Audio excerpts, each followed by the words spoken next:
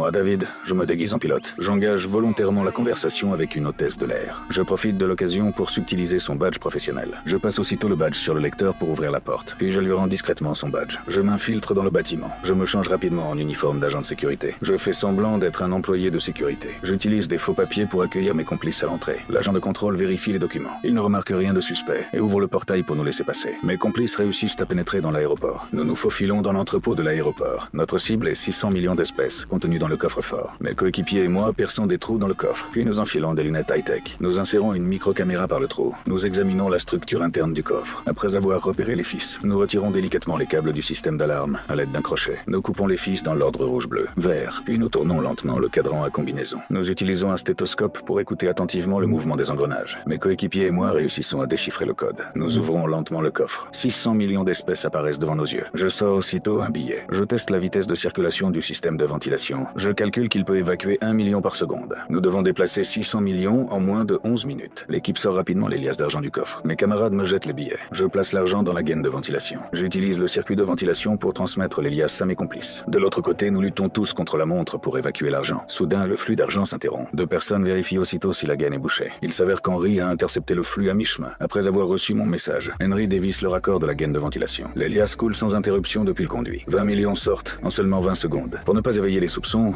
Henry arrête l'écoulement. Il referme aussitôt la gaine hermétiquement. Au moment où nous allons contacter nos camarades de l'autre côté, le transfert d'argent reprend. Sans avoir le temps de réfléchir, nous continuons à faire sortir les liasses par la gaine. Une fois tout l'argent déplacé, alors que nous nous préparons à partir, le FBI débarque soudainement. Nous sommes tous embarqués de force dans des véhicules. J'utilise un fil pour ouvrir mes menottes et je m'échappe de la voiture. Henry se déguise en sans-abri. Il utilise une charrette pour emporter 20 millions sous le nez des agents du FBI. Nous nous échappons tous les deux et nous partageons l'argent.